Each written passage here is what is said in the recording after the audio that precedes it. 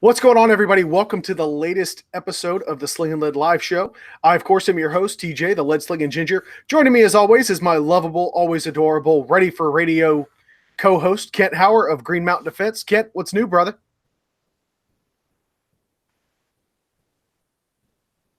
Can you hear me, Kent? He's muted. Yep, still muted. He's working against himself here. Yeah, just a little bit. Okay. We'll come back to you, Kent. Also joining me tonight is a very special guest, the chief instructor and owner of the Modern Samurai Project, Scott Jedi Jedlinski. Scott, welcome to the show. I am excited to have you, sir. Hello, how are you? I'm fantastic. Kent, do we got you back now? Nope, we lost Kent again. This guy. Yeah, I tell you, man. Yeah, we lost him for some reason. Wah, wah. All right. Kent, keep troubleshooting, man. If you have to, jump out, jump back in. But Scott, while we've got you here, now, naturally on this show, we do have a lot of new shooters, new people new to the firearms industry. Why don't you tell us a little bit about yourself, your background, and what the Modern Samurai Project is all about? Sure. So again, like you said, my name's Scott Jedlinski. My nickname is Jedi because I'm half Korean and half Polish. The slanted eyes kind of confuse people with the Polish last name. So my nickname is Jedi because no one can pronounce my last name. I run Modern Samurai Project, which is a training company. I specialize in AIWB classes and red dot pistol classes. As far as my background goes, I'm very clear about staying in my lane, non-mill, non-LE. I'm a lifelong martial artist. One of the reasons why I say that is because it has a very heavy influence in my classes where I teach body mechanics and the way the body works, which is a big benefit in teaching people to be more efficient. And because efficiency is the key in finding the true benefits on a red dot pistol and AIWB for that matter. That's fantastic. So I do want to get, so naturally this conversation is going to be a lot about your tutelage and your experience and expertise with regards to AIWB, appendix inside the waistband for the folks watching at home. And of course, a focus on red dot pistol employment on a handgun. But I do want to talk about your martial arts a little bit. So what discipline do you ascribe to, and how long have you been doing that? So I think I started in Taekwondo when I was 8 or something like that. You know, being half Korean, you do Taekwondo, otherwise you get disowned, right? And so start off with that. I'm an Air Force kid, right? So that's, you know, dad was stationed in Korea during the Vietnam War, met my mom. They had the biggest Asian ever being me. And it's always fun. I'll go ahead and say that, everybody. So I'm like 6'2" and a half, 280 pounds. Everybody's very confused when they first meet me because I'm so big. Anyway, so it went from Taekwondo and then to various things, karate, Muay Thai, and a little bit of wrestling through my high school years. And then in 1995, I discovered Brazilian Jiu-Jitsu. And have been doing that ever since, even though I took a 12-year hiatus as my career. My day job is I'm a mortgage banker, but that's quickly falling by the wayside with my teaching schedule. So the last up to 8 years has been Brazilian Jiu-Jitsu. Most of the body mechanics in which I teach, I have learned from that discipline. So actually that brings up, so I was just taking a note on this, and that was honestly why I was leading us down that path, was because I was curious what types of cross references and benefits have you gotten in your shooting discipline and skill set with, and obviously the way you teach, from your martial arts background. So sure. Can you talk about that a little bit? So a couple main things, right? You say you have a lot of new, people that are novices or new to the shooting, disciplines and things of that nature. unlike some beliefs, right, where especially men believe because they are men and they are endowed with, what we are endowed with, that they know how to do a couple of things. One of them is shooting from birth, right? And or they had the uncle who was in Vietnam who was a Marine, or they've been hunting deer since they were a kid, and yada yada. The thing you learn from jiu-jitsu is there is a technique to everything. There is a concept and body mechanics to everything. And then once you learn that technique and that concept, you drill it to become efficient, and then you pick up speed, right? And then once you learn that, you drill and you drill, and then you drill again. And then once you have mastered it in a drilling type of scenario, then you pressure test it in what we call the roll, right? Sparring, Right. where you're basically, you are sparring against a unwilling opponent or an uncooperative opponent who is trying to submit you as well, right? Because that is the true way to test if your technique is solid or not.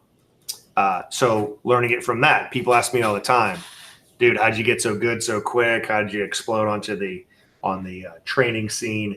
Yada, yada, yada. Really with that methodology, right? And also understanding the body works the way the body works, right?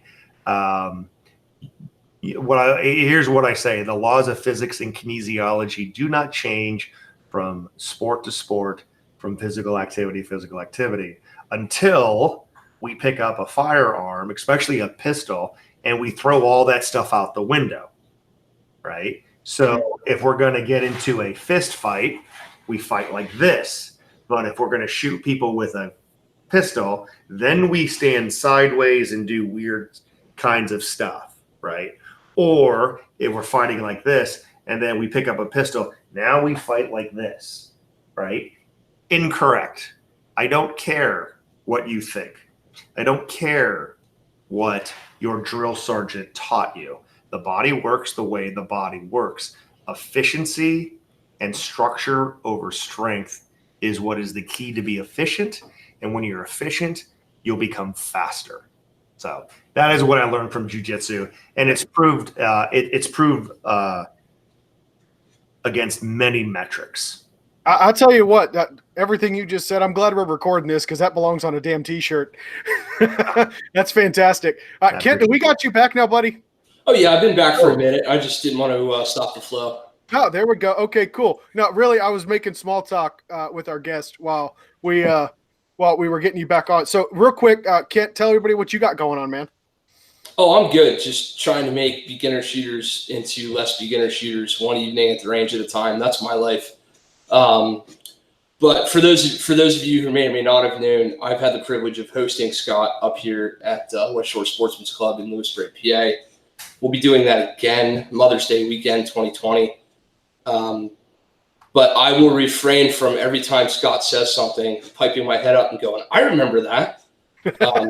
Well, but I think it's good feedback because you've been through it, right? I mean, I've got some confirmation bias going on. So. Yeah. So for me, I think the thing that stood out, TJ, you went down the martial arts path. The thing that stood out to me about Scott wasn't actually the martial arts so much as his ability to communicate to various groups of people. And Scott and I have this a little bit in common in that we have a professional sales background for a day job. The ability to communicate to a Super Delta Neil Ranger operator guy 1 minute, and then a dude like me who has a professional day job for a living the next minute is something that not all these guys have. And I just wanted to talk to you, Scott, a little bit about where your teaching methodology came from as far as the way you communicate and how you break things down for folks. Yeah, great question. And this often surprises people. They want to, because I've taken a lot of / tactical self-defense classes, yada yada yada. My main teaching style comes from my Brazilian Jiu-Jitsu professor Tony Passos. He is amazing at watching people explaining concepts, right? So not all, but a lot of, you go to some jiu-jitsu schools and they teach you technique. They'll teach you like 2 or 3 techniques in a night. None of them have anything to do with each other, and they just let you go and then you roll, right? The way he does his program is that one technique builds on the next technique, builds on the next technique, and he explains it in a way of a concept, right? So that regardless that if you are in guard or if you're in mount or side position, if you are employing this concept, it will work regardless of the position. I find firearms to be the same thing, right? In that if we have the proper concept employed, anybody can do it. Anybody can do it. It doesn't matter if you were that high-speed operator you were talking about. It doesn't matter if it's the accountant, the gynecologist, or that kindergarten school teacher. You employ the concept, the efficiency will come through, and the performance based on a metric will be applied, and you'll be amazed at the results.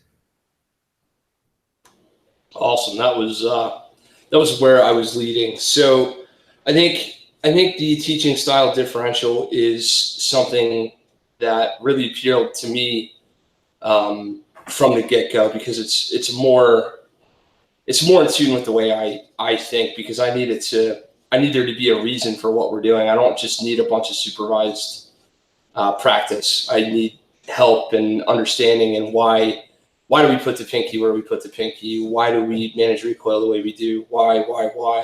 Because that's how my brain works. That said, so far we've talked about you as a gun instructor overall, but we haven't really talked about the intricacies of the red dot.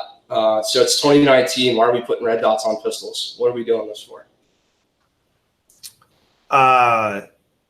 It all gets down to efficiency, right? 1 focal plane is always easier. They're more efficient than 3 focal planes.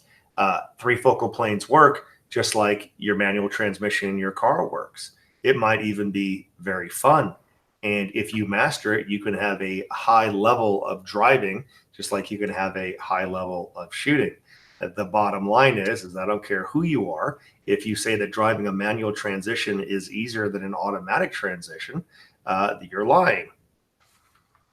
It is the anti-theft device of the new millennium. So right, yeah, you're right, exactly. You're lying. So that said, transitioning to an automatic transmission is always easier in a car. So is 1 focal plane shooting in which the dot delivers. The resistance to the dot can be similar to anybody who grew up driving a manual transmission, when you have to do all these things: clutch, gas, pedal, shifting gears, all these things, and now you just have to worry about gas pedal. It feels a little weird and different because you're doing much less to get that efficiency, and you don't like that. I always laugh because the person that one of my buddies who was older than me was trying to teach me how to drive an automatic transmission. He used both feet, one on the gas and one on the brake, right? And I think that's what people are doing with iron sights as they transition to the red dot. Just do things as you will always do things, right? And there's some mechanical differences, and that's why the difficulty of switching can be a little bit. But all you got to do is go to one class from a vetted instructor who knows what he's talking about. So. Awesome. So let's talk a little bit about zero distance. I've heard it said, P.S. if you're not listening to Scott on his podcast, the MSP podcast or the Get Better podcast, whatever he's talking about, you need to get over there and do that. But on your show, I've heard you say that the 25 versus the 10-yard zero is the new 9 versus 45 of the internet. So for our little corner of the world that hasn't heard this yet, do you want to just fix that right quick? 10 versus 45. Sure. So you have a 10-yard zero and you have a 25-yard zero, right? And let me be very clear. I don't care. I really don't care. But I think what you need to do is you need to understand the access of ranges and equipment that different people have and what you're trying to accomplish, right?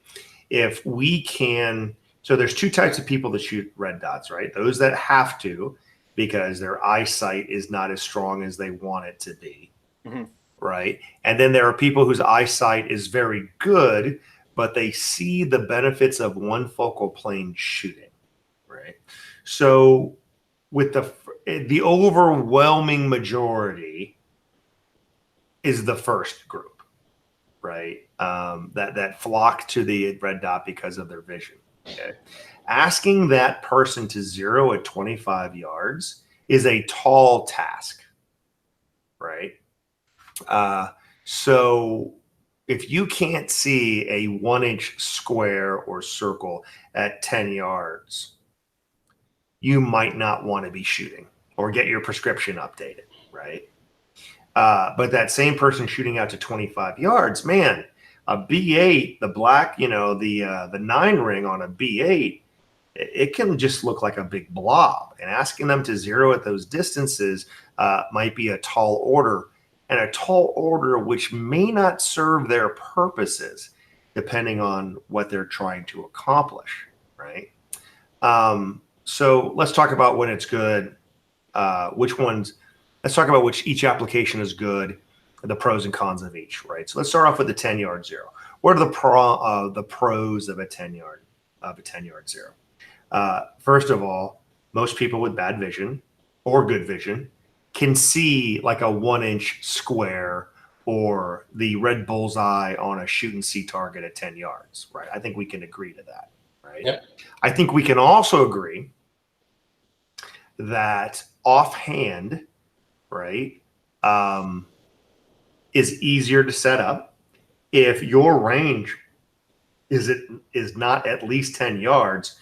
You don't have a range, right? Okay, right. And it should be suspect while you're even shooting there.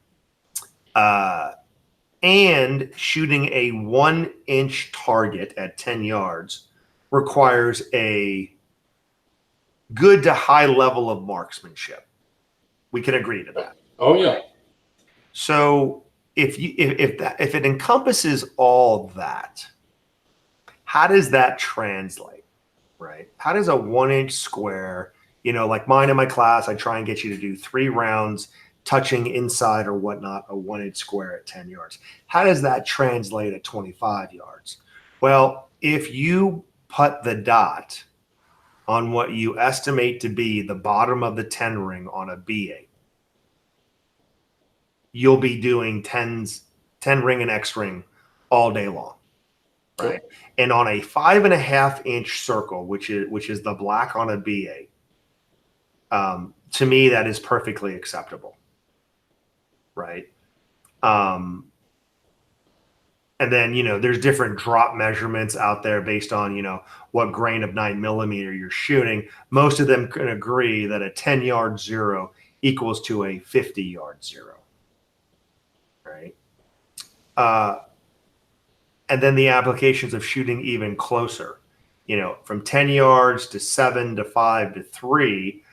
If you're trying to put hole in hole, for example, if you're shooting dot torture with a 2-inch circle, right, at 3 yards, you put that dot on the top of the circle and you're busting out the middle of the circle, right? Where you have to put the holdovers much higher with a 25-yard zero. So look, you need to do what your practical level of use is going to be.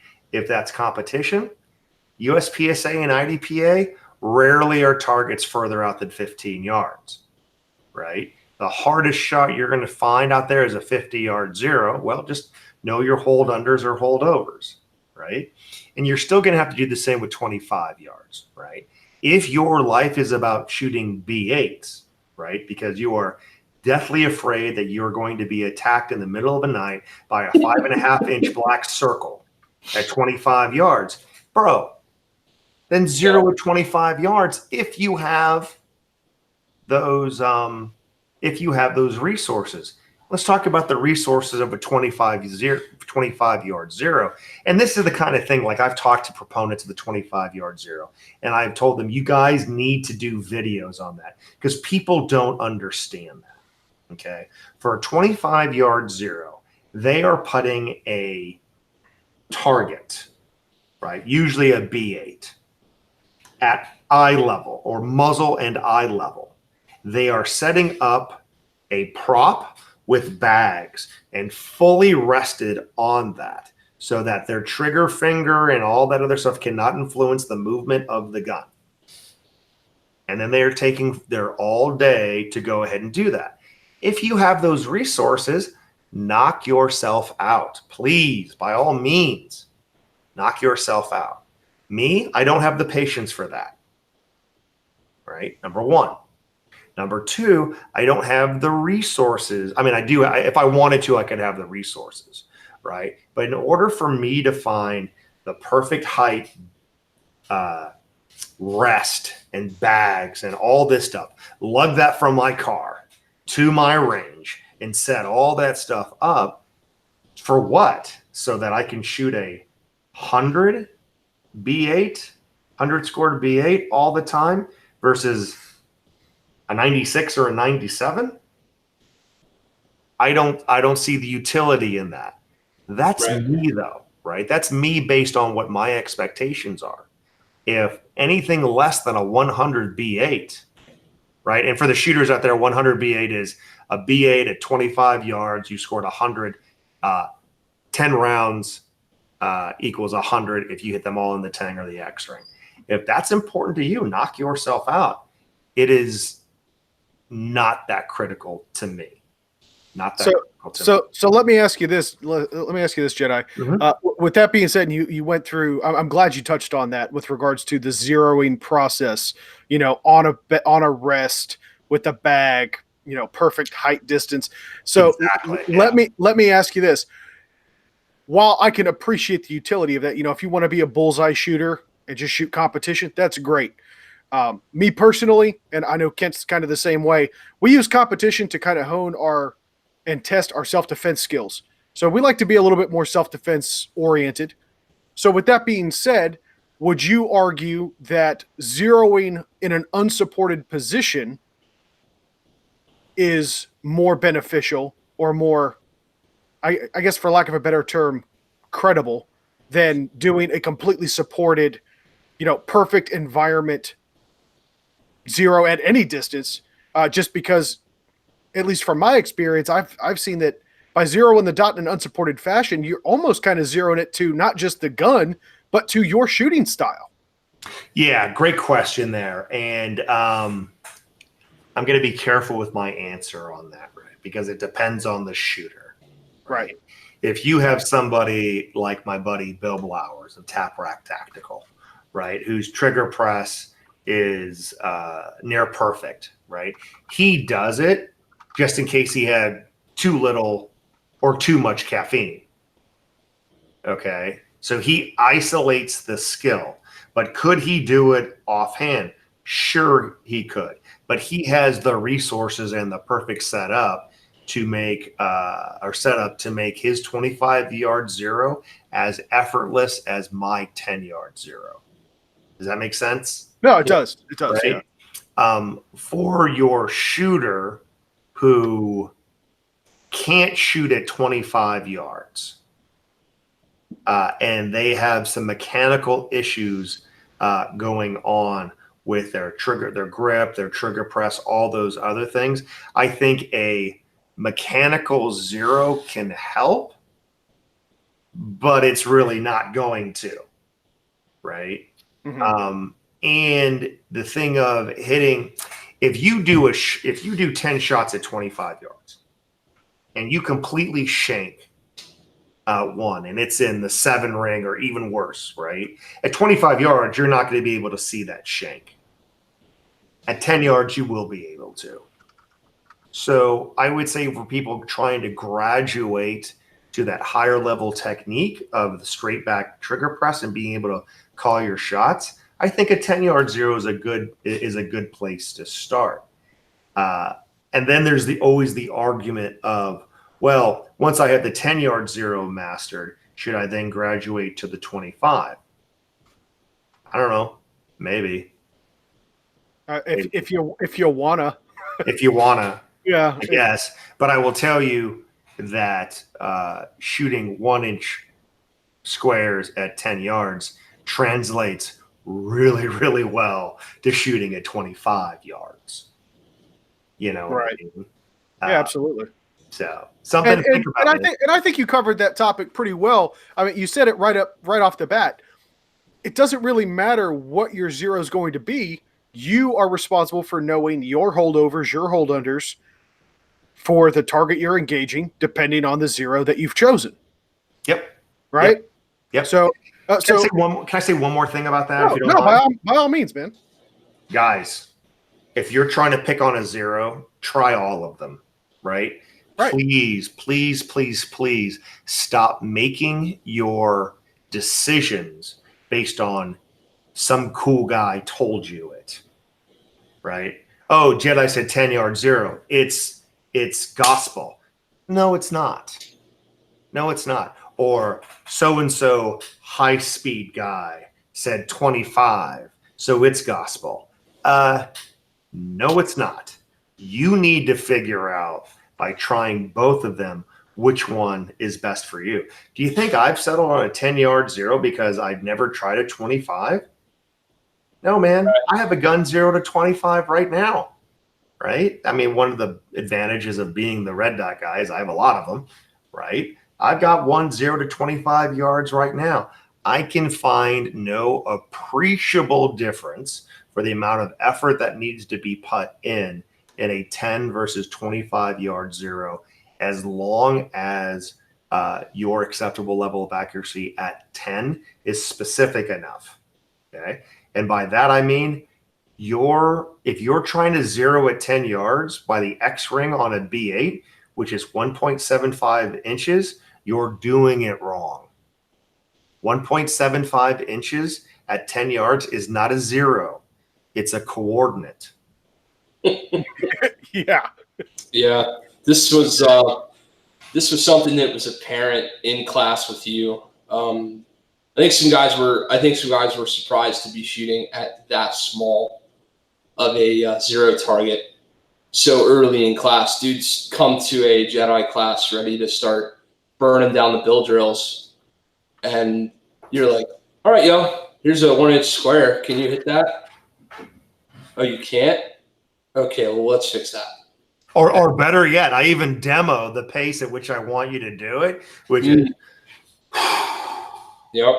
Press, press, press, right? And they do 3 rounds, and they're like, pop, pop, pop. I'm like, where the?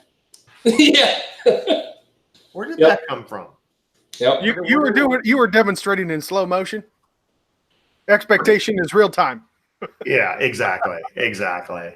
Now, you know what?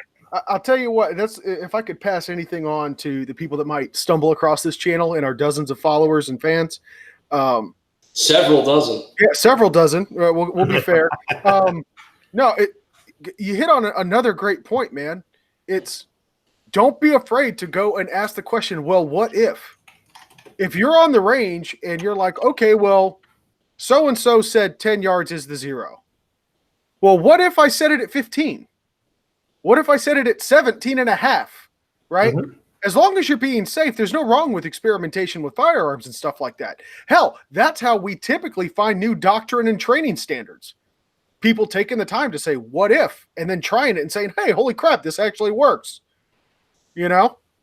Awesome. Somebody somewhere said, what if we zero at 10 versus what if we zero at 25? Yep. And look what it turned into. It's, the next great 9 versus 45 debate, as Kent, you said so eloquently. Yeah. So let's slay some more sacred cows, Jedi. You want to slay another sacred cow? Sure. Competition versus tactical shooting. And go. Well, I mean, that's just that's not a cow, that's a herd. Dude, more t-shirts. You just keep so let me start this off with a story. The first time I heard competition will get you killed in the streets was actually not in reference to shooting. It was in reference to jiu-jitsu and martial arts as a whole, right? People hold on to certain things, and when their skills are lacking, they make excuses, okay?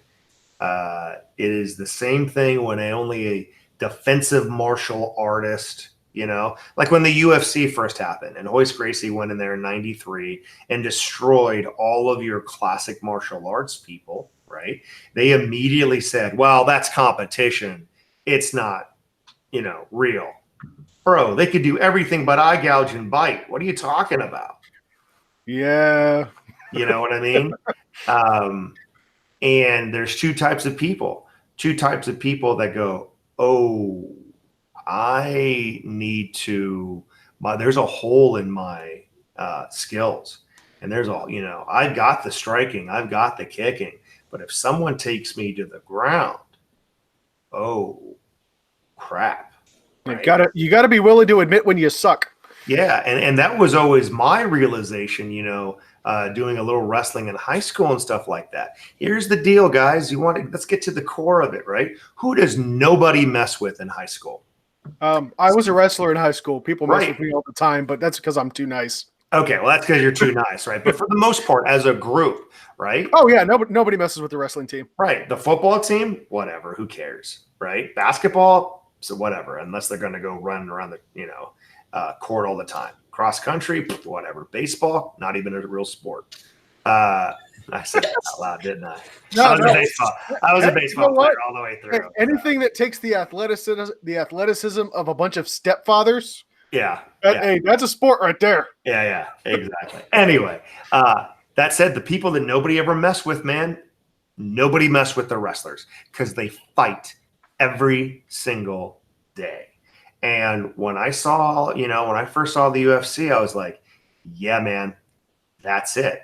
And then there's other people that make excuses that, well, that's just competition. There's falsified rules. Like all of a sudden I can beat you with rules. So then you think I can't beat you without rules? Makes zero sense, right? And it's the same thing with competition. Look at all of the high-level national instructors out there. Mike Pannone, Pat McNamara, Frank Proctor, and the list goes on. Mike Green, the list goes on and on. Kyle Lamb, on and on. All these people competed, right? They all competed because all they did was they isolated their skills, right? And they applied it to a metric across many people to get better. Why wouldn't you? Why wouldn't you do that, right? I always laugh when people go, competition, blah, blah, blah. Watch me do this drill. Bro, the drill's on an IPSC target. Where do you think that comes from? Right. Or that stuff will get you blah, blah, blah. Bro, you shoot a red dot. Where do you think that came from? Not to mention a lot of the optics or iron sights that people upgrade to resemble and mimic red dots. Well, all that stuff came from fiber optic sites. All came from competition. Right. Now, that being said, right, which is the alpha, which is the omega? I'm saying it's not. I'm saying it's a circle, right? Okay. As I have said to, like you mentioned my podcast, so I had BJ Norris on there, right, who is the king of speed, but people also don't realize that he is a national world champion IDPA as well, that requires a high level of accuracy, as does Speed Challenge, which he's a world champion in, right? And one of the things that we always make fun of is, you have your tactical Timmies out there who don't compete, everything, they take everything way too serious. And then on the other hand, you have my gamer friends who don't take anything serious. There's a middle ground there, right? To take from both and improve overall. Awesome. Yep. So that's how I feel about that. So that said, if I could just throw a quick follow-up at you, Are there things from competition, and spoiler alert, I think I know what you're going to say, but is there stuff from competition that is suboptimal for use in the streets, if you will? Is there stuff that bad habits? So let's talk. So suboptimal, I don't think is the correct word. Let's say non-applicable. Fair. Okay. Your 5-pound 2011 in a non-covered race holster is not applicable to self-defense. Does that make sense? Absolutely. Oh yeah. In limit, right? So that's an open gun. In limited, is your super heavy 2011 in that race holster? Can you carry that without an inner and an outer belt and a stiff holster with a still stiff attachment? Can you carry that? No, but that's an equipment thing. Are the skills applicable to self-defense? Sure they are. Because they help you get bigger headlights, right? And what do I mean by that? People often say that if you start missing, you should slow down because you're getting beyond your headlights. Slow down to get your hits, right? Right. What I say is don't slow down, get bigger headlights, right? For example, we talked about physical activities, right, before, the laws of physics and geology. If you were to ask me, hey, Scott, I want to get to a 300-pound bench press. And I said, cool, man. All you got to do is do a 100-pound bench presses slowly and smoothly 10,000 times. You would laugh at me. Yep. You would laugh at me, right? If a race car driver said, hey, man, I need an average speed of 180 miles per hour on this oval track. How do I get there? And I said, cool, bro. Drive 65 miles an hour slowly and smoothly, and the speed will come. That person will laugh at me. But for some reason, in the shooting disciplines, right, it has become okay to say, do it slow and smooth, and speed will just come. Right. My question is, how's it come? FedEx? Yes. How's it just appear? Because in every other physical activity or sport I've ever done, I've had to work, push my skill level to the point of failure. Then my CNS and my perception, metaphorically saying, my headlights have opened up and gotten bigger. And then where I was pushing before is now my new norm. So are you telling me that the Pew Pew stork is not just going to deliver me the awesome shooting baby one day? Man, find me that guy where that happened. Right? It's the skill stork. Yeah. Just going to drop a bundle of skill right down your chimney for you. I'm still waiting for that guy. Right. To say, this is exactly how that happened. And when I find that guy, I'm like, awesome. Let's go shoot my standards. Yeah. Which are something else, by the way, ladies and gentlemen. Oh yeah, because we're going to get into that here in a second. But this actually segues into one of my next questions. Are there good drills? So it's talking about the 10,000 reps of 100 pounds type stuff. Are there good drills that a novice shooter can start with to hammer home those foundational skills that you see mastered by other shooters? Yeah, so there's a progression of drills, right? I will tell you, and it depends on what you want, okay? If at the very beginning you're talking about trigger control, you're talking about, a straight back press to the rear, I think dot torture, right? Made famous by Todd Lewis Green on Pistol Forum. Everybody should be doing that. If you are a victim of the low left syndrome, right? Start shooting dot torture, and you will learn, even at 3 yards, amazing things about your level of accuracy, right? And how to diagnose that stuff and seeing things within your sight package, right? So that's kind of the very beginning, right? Moving beyond that, once you've got that down, I'm I'm biased because I have a fast coin, but the fast drill is an amazing test on sedentary gun handling skills, the ability to draw quickly, to modulate a refined sight picture in a 3x5 card, slide lock reload, and then letting it go into 4 rounds in an 8-inch circle. Yeah. So, Jedi, real quick, can you explain for those that don't know exactly what the fast drill is? Yeah, sure. So, created by Todd Lewis Green, God rest his soul, now taken over by Ernest Langdon of Langdon Tactical, right? So, the story behind that is that if you do it in front of Ernest Langdon, routinely in his class, and you do it twice in a row, you get a fast coin, right? There are only 18 fast coins out there. I am recipient number 15, and I am the only one that has done it with a red dot. Right. So the drill is at 7 yards on a target with a 3x5 card in the head box and an 8-inch circle center mass. You draw from concealment, right? Or in order to keep it flat, a dual retention holster, an ALS SLS combo.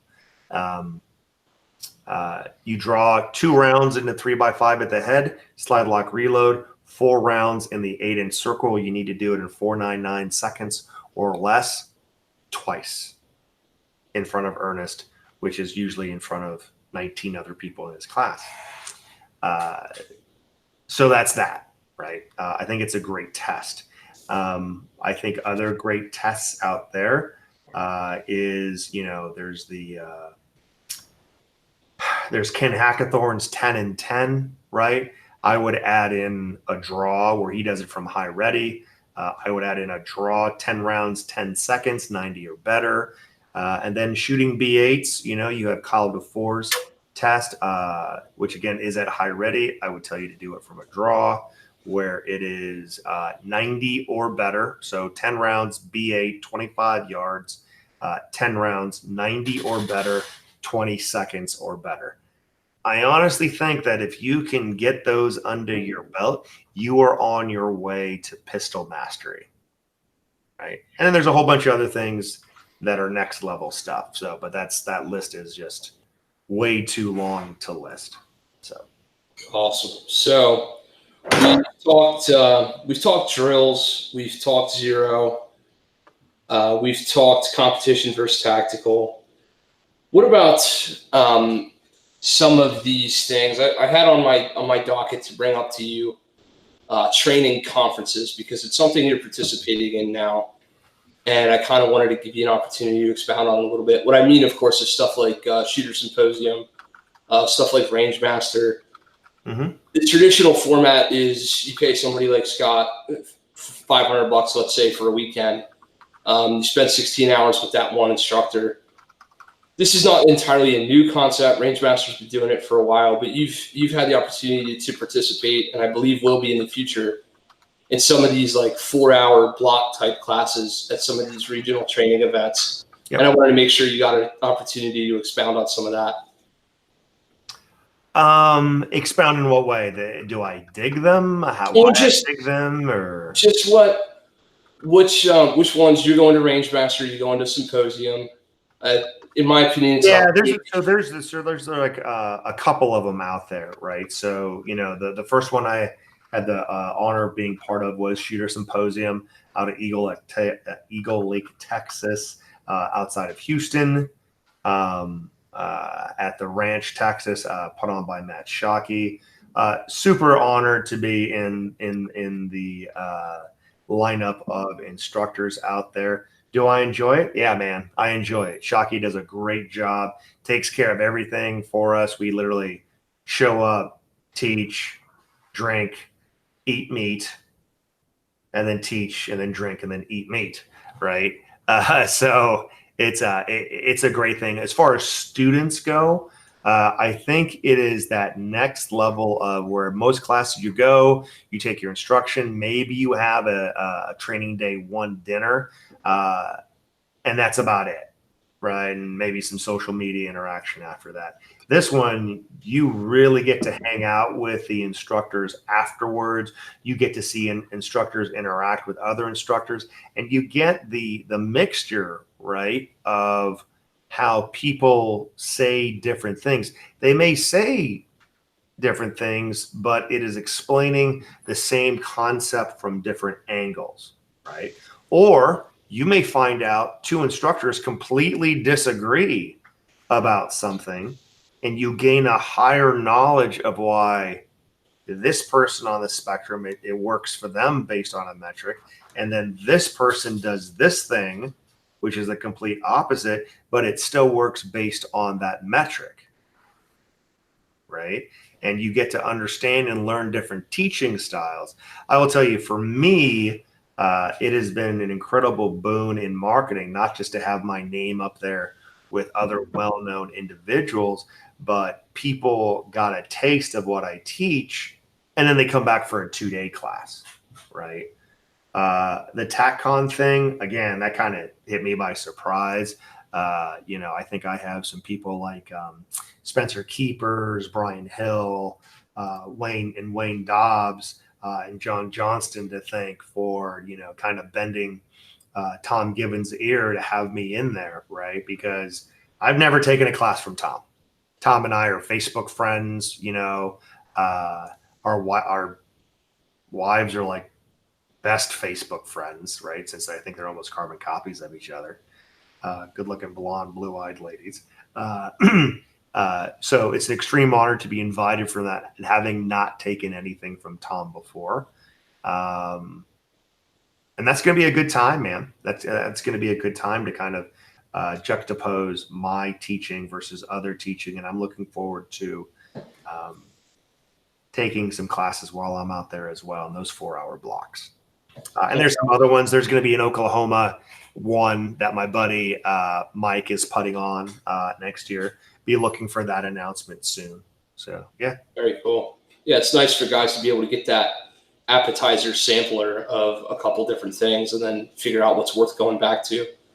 So for those that may not know, you're relatively new, at least on the training scene, and your newness is not without success, and you've obviously put in a lot of work, a lot of time, and a lot of energy in competition shooting and in shooting overall to get where you've gotten. That being said, give me a couple really good habits of successful shooters like yourself, things that that guys and girls do that tend to be the better shooters, and what are their good habits that you see that our audience and ourselves honestly could replicate? Yeah, great question. Listen to everybody. Do not take what they're saying as gospel. I don't care who it is. I don't care if it's your uncle that was in the Marines in Vietnam. I don't care if it was a multi-time world champion USPSA shooter. I don't care if he was DevGru or Delta or a Green Beret in the groups. I don't care. Listen to what every single one of them says. Put it against your own barometer of empirical experience, and put it to a metric. What do I mean, put it to a metric? There has to be a measurement of performance, right? And what is that? So this person says to do this, right? And it shaves 0.1 off your draw. Well, that's not the end all be all. Don't discount someone else that has a different technique. Give it a try. What else are you doing? Right? And see if that shaves a second off your draw. Number one. Number two, related to that, never be a slave to your favorite instructor. Okay? Because every good instructor wants you to grow beyond them. And if they don't, they're not a good instructor. Okay? Yeah.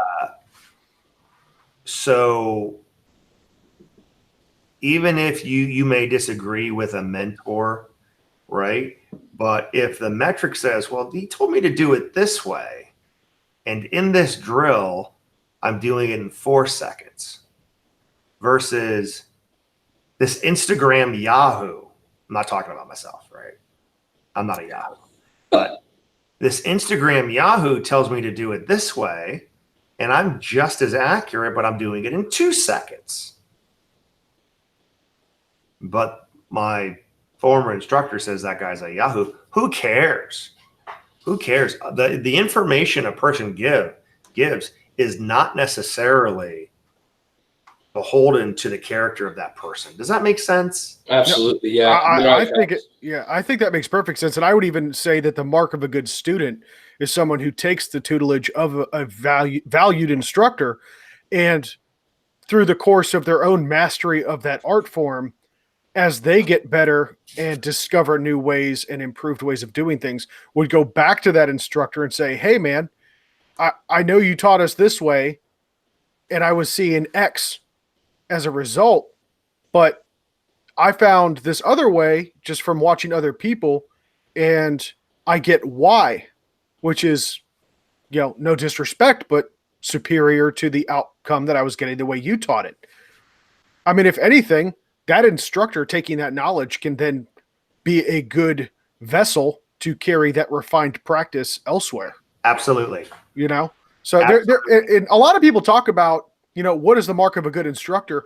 I also ask, I also bring up, that's a double-edged sword. What's the mark of a good student? Yeah. Right.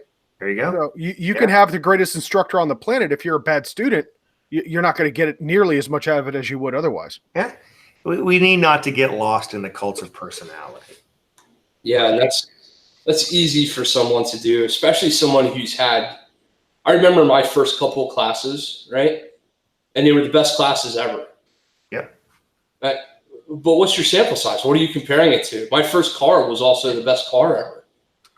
Guess what? Bro, my Buick Skylark was the most amazing thing on the earth. Right. All the millennials are going, what's a Buick Skylark? Yeah. Somewhere there's some kid on Instagram going, I don't know what that is. Exactly. So throwing in a question from a fan out in chat, holdmyguns.org. They're an organization we support, by the way. Check them out. They're cool. What classes, Scott, are you looking forward to taking in the future? Who are you going to train with? Why and what classes? That's a great question, man. So I will include one that I just took, right? Bill Blower's tac pistol. Bill Blowers runs Tap Rack Tactical. And I'm not just saying that because he's a very good friend of mine. If his class was crap, you guys got to commend me, man. I haven't sworn once, and that's very hard for me. We will give you a variance on.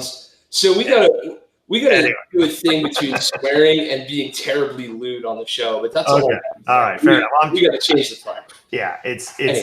Dude, it's not a dimmer with me; it's a switch. So we'll keep that. Back to Blower in this class. So for those people, right? Bill has an amazing thing to teach performance shooting to people that don't want to learn performance shooting. His class is challenging in every way. At least the tac pistol one that I took, and Bill is one of the funniest individuals on the face of the earth. And for the audience that doesn't know me, I consider myself to be one of the funniest humans alive. Right? If you don't laugh in my class, you need to check your pulse. No, I will. Yeah, that's for sure. Right. And Bill had me in stitches. Right. But much like my class, the humor is to amplify a point. Right? And he does an amazing job of that. And he is an amazing shooter. Right. Yeah. So Bill Blowers, right. Other courses that I'm looking forward to getting into, John Johnston's skills and drills type class. You'll have to forgive me. He'll be out here in August 10th, and I'm taking that class with him. Another just pure performance class, but with more less than classic targets, B8s at closer distances, 100 squares, things of that nature. I'm looking forward to taking Urban Gunfighter with my friend Dan Brokos of Lead Faucet Tactical, along with some CQB things, right? And it's not because I want to play Tactical Fantasy Bandcamp, right? It's because I want to push my processing speed where it hasn't been before, right? For example, right now, there's all these drills out there, and I get them. I appreciate them, right? Some great drills from, like, for example, my friend, Donovan Moore from Point One Tactics, my other buddy, Jared Clausen from Tier 1 Concealment, Matt Little of Graybeard Actual. And I try them, right? Do I post them? Am I going to work hard on them? Not that some people won't find a lot of value in them, but I'm not learning anything from them other than timing, right? How to time these things and push them, right? Are they going to push my processor speed? Not really. They're just going to help me learn that drill. Right? Not that for someone who doesn't have those skills wouldn't learn from those things. They absolutely would, but I already have those skills.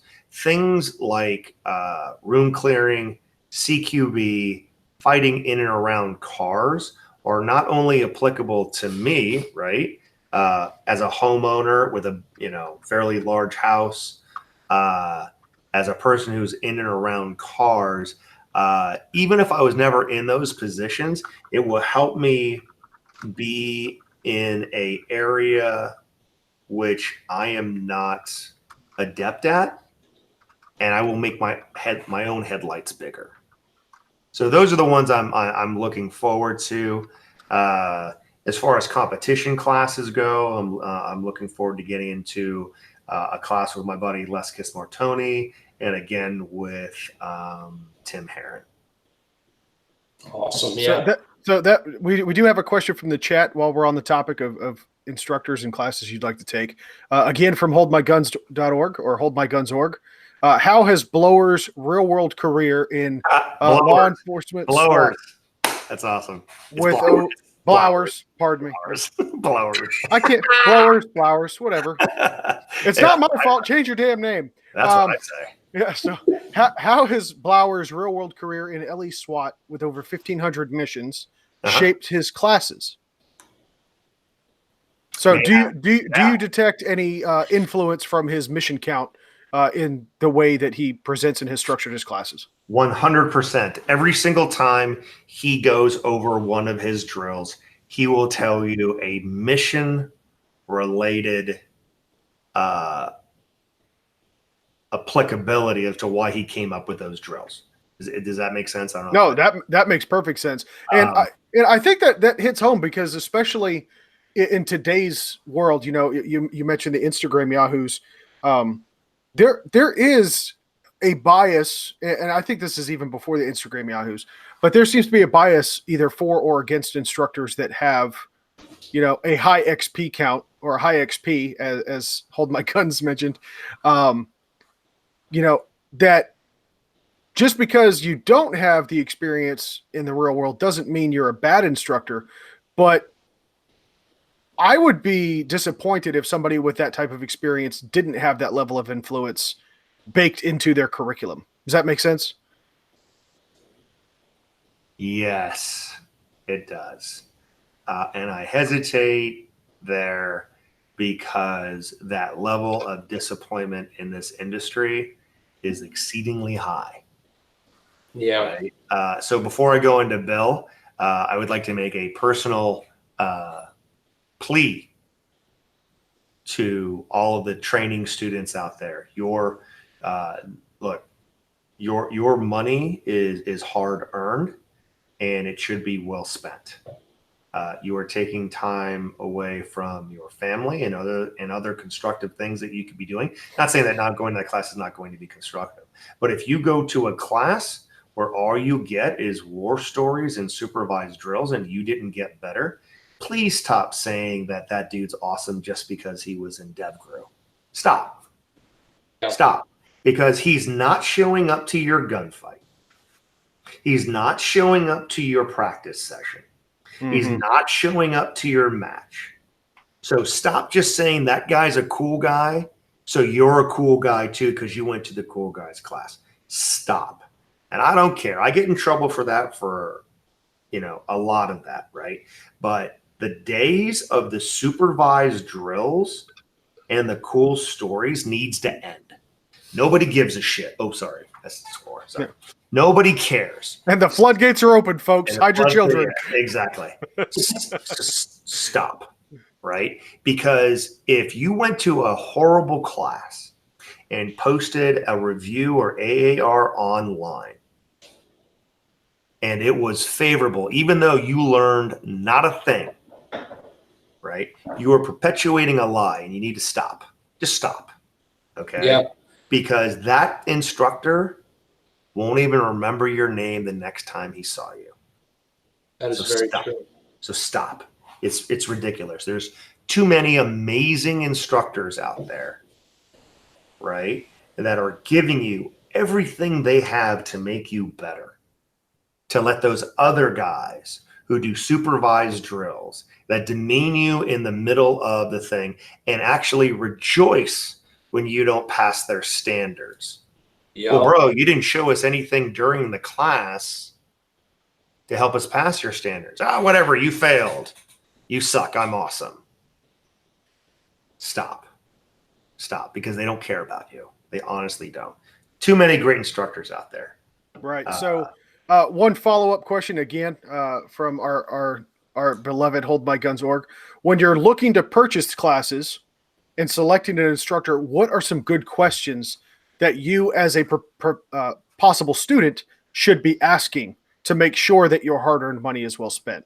I think that's a fantastic question. Great thing. Can we go back to the Blowers thing? Because I don't answer. I don't think I answered that in its entirety. Yeah, no, by all means. So if I can give an example without giving too much of his POI out there, right? He talks about for example, his thing is if you are shooting, something happens and you're shooting weak hand only. Right. And you need to do a mag change. He doesn't believe in the between the legs. He doesn't believe in the behind the crook of your knee, all which work. Right. But he doesn't want to give up mobility. He says, put it under your armpit and go from there. Right. And he tells a story about an individual that, people say, well, if you lose that, you can't do this because you're going to lose all the arm strength. It's like, dude, I've seen dudes that have gotten shot in their hand and they still tried to grab the gun and just put inward pressure on it. So you're not going to lose overall strength just because one part of your arm was shot. He talks about reloads. He talks about the importance of a fast draw. He talks about the human decision-making paradigm, right? Which is about a quarter of a second, and why you need to work to be better than that, but also learn how to modulate from that. So yeah, everything Bill does is based on experience. Nothing is just fluff he pulled out of the sky. What questions do you need to ask an instructor? That's a great question. First of all, if you are going to call or reach out to an instructor and ask them specific questions and they don't reply to you, there's your first sign. If they say, do you know who I am? That's your first sign. You're done. Yeah. You're done, right? Because even if they could teach you something, their level of coolness may be over your head, so you may not be able to retain that information, right? And let's not forget, this is still a capitalistic endeavor. You are the client, okay? Right. There's always an interesting dynamic, right? Like in martial arts, right? Or school, college, whatever. And in the firearms industry about who has control, the student or the teacher, when the student technically is the client. But if you have, one or two questions about specifically what you can learn in the class and the things that you want to learn and how to get better, I think those questions need to be answered. Be patient, right? It's not like we're at a desk, we're on the range, 8 to 9 hours a day. So be patient with them. But the availability and the enthusiasm of the instructor to answer your questions is key. Every awesome instructor that I know that I endorse are more than happy to answer those questions. Number two, the questions start with yourself, right? What are you looking to accomplish in the class, right? Most people say, I want to get better. Well, what the hell does that mean? If you got a 4-second draw and you go to this class and get a 399 draw, well, that's better, but who cares, right? Who cares? Is it worth that $400+ you spent? Exactly. For a 100th of a second. So define what you want, right? If it's just to go hang out with a cool guy, awesome. Pay that money, go there, don't hit the target, listen to the cool stories, and then tell your friends. Take a picture, right?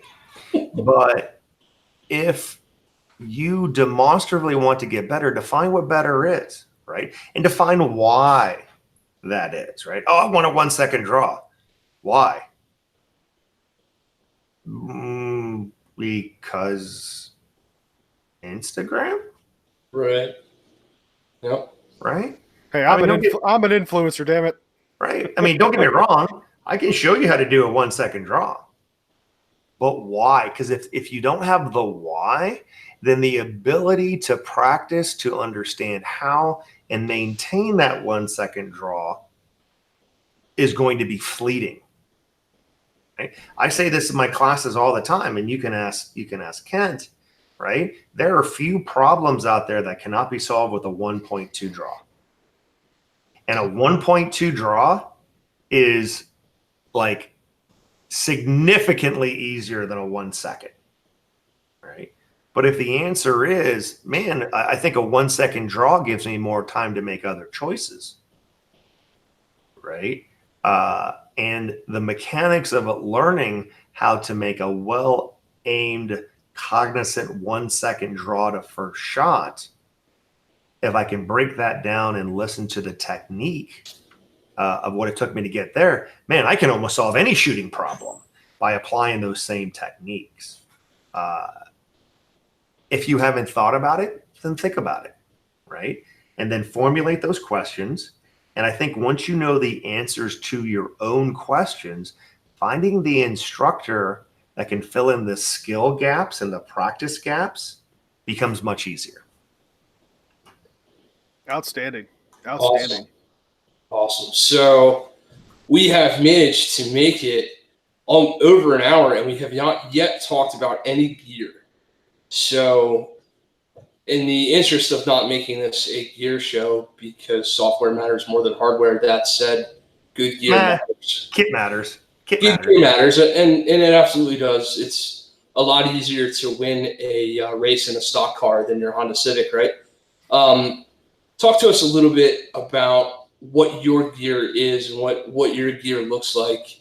Well, let's start off with a metaphor, right? So if you guys were out buying a car, right, a high-end car, right, let's say a Tesla, and you want to take it for a test drive, but the seat is too far in, but you're looking at the seat of a Tesla and you're like, this looks like a control panel at Houston Launch Control. What the hell's going on here, right? And you ask the sales guy, hey, man, can you help me move this seat back so I can take a test drive more comfortably? And he goes, bro, you just need to drive more. Right. What would you say to that guy? Right.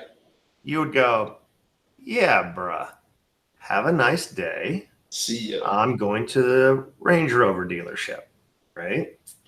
But in shooting, when we go, hey, man, I'm a little interested. Like, is this trigger smoother, or is this holster less restrictive, or this recoil spring, or this red dot? What do we hear all the time on the internets? Hey, bro, forget all that. Just shoot more. Right. Right? I mean, to a point, I get it. Kit doesn't make you better. It removes obstacles. Right?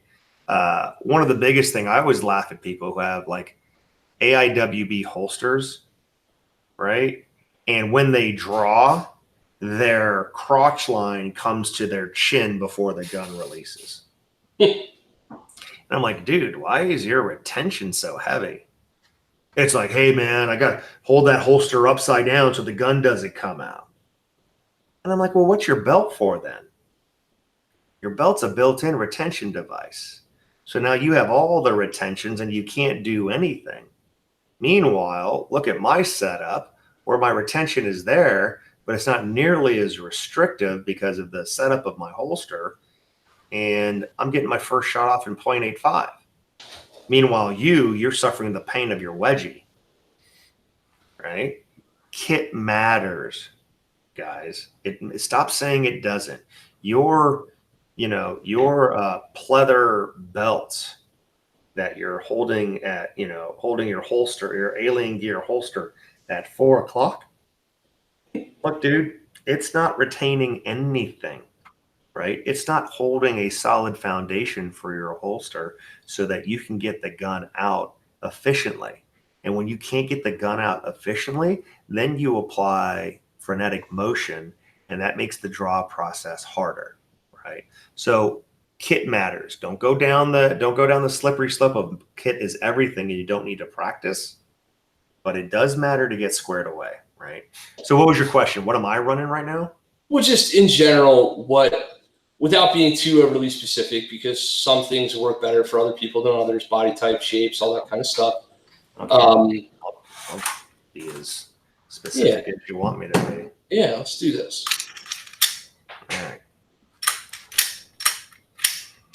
All right. So this is my Boresight Glock 17, right? It has, let's go from top to bottom. I've got Ameriglow backup irons on there with an RMR 06. I've got, which is a 3.25 dot. I've got other guns with a 1 MOA dot that I'm messing with right now. Gen 5, stock barrel. Stock barrel. Yep. Did I say stock barrel? Yep. The aftermarket barrel companies have a lot of work to do before they get better with the accuracy of this Gen 5 stock barrel, right? Moving on, Surefire X300U. This is a 1,000 lumen one or whatever it's at right now, 10,000 lumens. I don't know. It's not the 600. It's the really bright one. Okay? Yeah, it's the center of the sun model, right? Yeah, exactly. I have the Filster Arc extensions on there that I have big hands, but man, this just makes it easier to activate, right, with my trigger finger. The trigger is the super high speed stock edition. Wait, you mean you don't run an aftermarket trigger? I do not. The internals have been polished and deburred by AJ Zito Practical Performance. And if you guys want to listen to Clear Gun Internet, listen to this.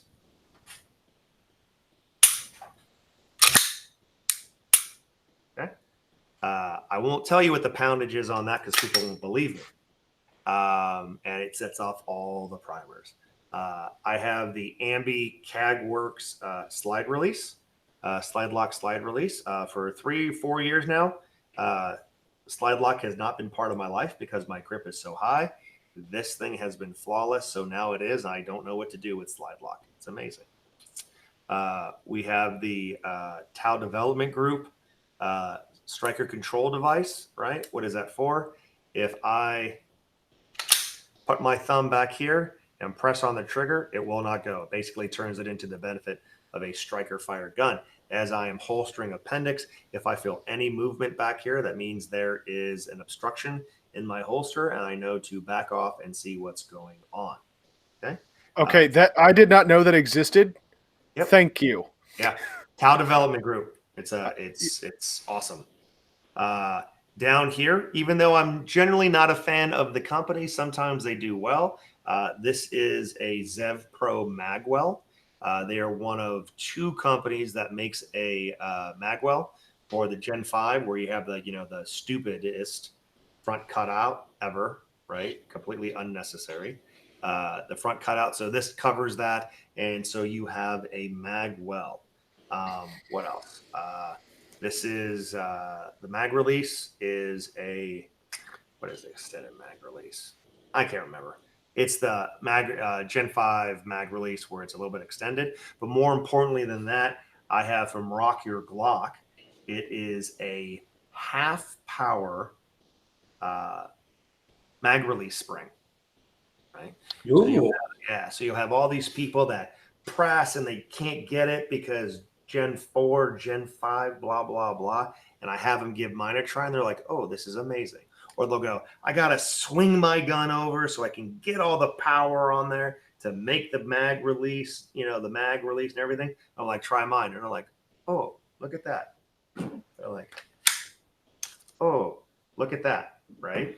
The number of magazines that have fallen out of my gun unexpectedly because I have that half power mag release spring in there is 0. And I don't care if you believe me or not, I shoot more than you. Awesome. So there you go. No, hell, man, I'm taking notes. Yeah. All followed up with the whatchamacallit, Filster Spotlight holster, which carries all that. I am messing around with the Dark Star Darkwing, claw wing, whatever you want to call it, right? And then my own invention of the Yoga Block wedge, right? That I have invented myself. And just as proof that I watch your channel. There you go. There you go, man.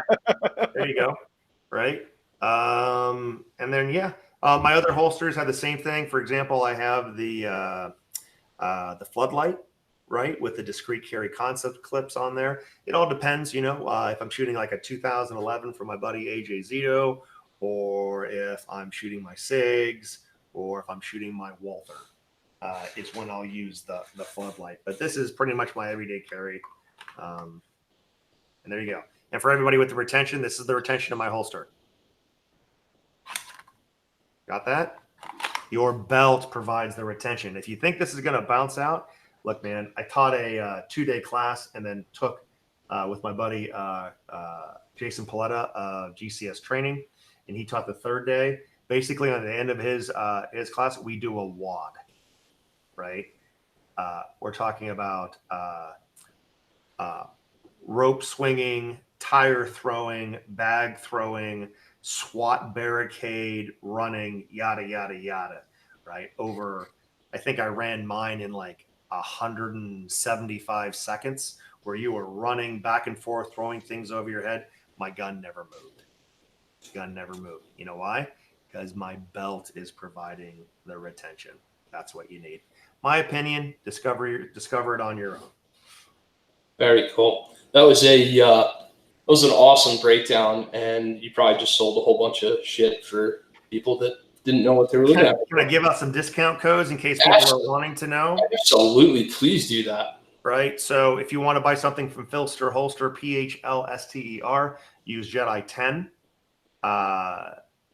No CAG Works, right? They don't sponsor me. Garrett's a good guy who owns CAG Works. Just tell him I sent you. Boresight, if you train with me and send them a certificate or maybe drop my name, they'll give you 10% on milling and especially the slide work. The RMR, the light, all that stuff was bought at Big Tex Outdoors. If you use Jedi 15, it's 15% off over there. Very cool. That works out great. So I'm going to hit you with one final question, and then we'll move to our wrap up. And please, when we do the wrap up, tell us all the sponsors, where to go, and all that stuff. But first, I'm going to hit you with one more question. This out of the chat again. You've trained federal agencies, FBI, HRT, insert awesome acronym here. number one, how do you tailor your classes to those different types of clientele, the LE and mill, high-end stuff? And number two, have you ever felt intimidated by one of those groups that you were training? Yeah, no, not because I'm awesome, right? So here's the thing that you got to remember, right? And plenty of people have said this, including my very dear friend Tim Herron, which I use and explain a little bit differently, but it's the same thing. Process, not result. Process, not result. So do I change what I teach, the core of what I teach, if I'm teaching a brand new safe shooter, new to the dot versus, LE or high-end mill? I do not, right? Because that would mean I'm focusing on the result and I'm abandoning the process. The process is what's got me here. So it doesn't matter if you're a 23-year-old girl named Carmen who's about to go to the sheriff's department, or you are a hardened operator from FBI's NTTU, right? It doesn't matter. What I am teaching is me. And if I try to make something up or change it, one of the things or two are going to happen. It's going to come off disingenuous, and I'm going to stumble at what I'm saying because I'm just making this stuff up as I go along, right? And if my stuff holds value, then maybe it does hold value for a certain level of person and not another level of person. I have to be mature enough to understand that. I have been very fortunate that when I was being auditioned for those higher speed units, I stuck to what I know, and I got accepted and won a contract for it, right? But because of that process, look, speed comes from efficiency. Efficiency comes from technique, right? You couple that with the body works the way the body works. So it doesn't matter if you are the retiree looking to have a good time whose vision is failing, to another guy who has $60,000 white phosphorus panos on his head, right? Right. The body works the way the body works. Process, not results. Stick with that. You'll be fine. And through that, if it's not fine, then you maybe learn to understand where you need to get better, right? I've been very fortunate in that I've gotten nothing but fantastic feedback in my classes and things of that nature. And I would offer to students, regardless if you are that high-speed operator or that person going to expand your skill set for the first time and you think you may be not the best person there, who cares? Who cares? Because I ain't coming to your gunfight. I might come to your match, right? But I ain't coming to your gunfight. I ain't coming to your practice session. You get everything you possibly can from me, right? Because you are the person that matters, right? If you can't do a drill to my standards, okay. Did you do it better than you could have done it before you came to my class? And you know how you got better. That's the key to mastery, and that's the key on how you get better. Awesome, man. Well, before we give you the chance to hit your wrap up, final thoughts on all that stuff, I just want to say you by far have been one of, if not the better instructors I've trained with. And there's no better compliment I could pay you than to tell you that I would absolutely send any member of my family or friend to come and hit the range with you. And I know that means a lot to you, but for real, guys, if you're going to have the opportunity to go spend your money somewhere, there are other good ones, but you won't go wrong. So hit up Scott. There was a question there when I answered. I just saw this in the chat too, though. Sure, it was from Hold My Guns? Probably. She was calling this the no retention holster. Right. Right. Here's the thing, right? to clarify that, if I haven't already, right? The retention is a little bit in the holster. I mean, there's drag there, but just a little bit. The retention is coming from my belt, right? So when my belt presses in, it's not going anywhere. Why do I have to multiply it by having retention in the holster plus the belt? See, my hands are my belt now. Make sense? Yeah. Yep. Does that make sense, guys? I hope it does. No, it makes sense. I think it's easy to confuse active and passive retention as far as levers, switches, and buttons that make the gun pop out of the safari land versus retention as in the physical act of keeping the shit where it's supposed to stay. Yep. She also wants to know what I eat for breakfast. She does, and I was going to pass that on as a joke, but Go ahead. What do you eat for breakfast? Coffee and CrossFit. Awesome. Coffee and CrossFit. That's all right. When you say CrossFit, you got to drink. So I drink.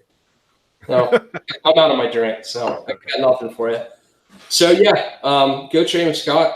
TJ, what do you got for wrap up, man? Yeah. So first of all, Scott, Jedi, thank you so much for coming on the show. It has been enlightening, enjoyable, and oh so educational, man. You've been a fantastic guest. So we'd love to have you back on sometime in the future. With that being said, of course, I've got to give my shout out to Riton Optics. They are the choice optics manufacturer for the Lead Sling and Ginger channel. Head on over to ritonoptics.com. Code TRAMSEY will get you 15% at checkout. Also want to give a shout out to Head Down Firearms, makers and manufacturers here locally in Atlanta and Tennessee for some fantastic AR platforms. Head on over to hdfirearms.com and check them out. And lastly, I want to give a shout out to holdmyguns.org or holdmyguns.org. As you guys know, if you've been following the channel for any length of time, this is a nonprofit that Kent and I take very seriously. We've had them on the show. I invite you guys to head on over to their GoFundMe page. I did post a link in the description to this video, and please go donate. But by all means, feel free to read up on that organization and their cause. It really is a fantastic alternative for those going through a hard time to go through and get the help that they need without fear of being labeled or be subject to extreme risk protection orders or any of that other incredibly infringing legislation that's come down recently. So we really hope to get that off the ground, and it's a great organization. So I invite you guys to go check that out. But Kent, that was all I really had, brother. Jedi, again, man, it's been fantastic having you. So Cool, I will be training with you here in the near future. I promise you that. Awesome, but Kent, why don't you take us home, man? Awesome. So Scott, just one last opportunity for you. If you've got shout outs, if you've got sponsors, discount codes, anything you need to throw up, or if there's anything you'd like to leave us with, please do that. And then we'll close it out. Yeah, sure, man. We'll get into some capitalism here. If you guys want to follow me or train with me, just, Google Modern Samurai Project. I'm the only one out there. I think there's some like weird Japanese paper mache dude, but ignore him.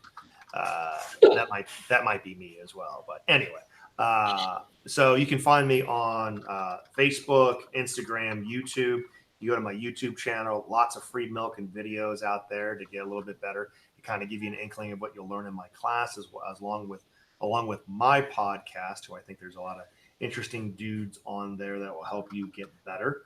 Instagram, is on there, going strong. I just hit like 1,100 followers or something like that. It's an interesting source of the message, so I dig that. Facebook, ModernSamuraiProject.com. Click on the classes link. It'll show you where I'm training and how to sign up for my classes. And so I'm pretty approachable, man. If you guys have any questions or anything like that, just send me or the True Foundation of Modern Samurai Project, which is my wife, Beverly. My email is scott@modernsamuraiproject.com. Hers is beverly@modernsamuraiproject.com. If you want to host us or find a class near you, man, by all means, just reach out, and we will do our best to make you better. For sure you will. Everybody, thank you so much for watching. Please like, favorite, subscribe, share. TJ at Let's Sling and Ginger, Scott at Modern Samurai Project, and myself at Green Mountain Defense. God bless, stay safe, and we'll see you on the range. Thanks, everybody. Take care, all.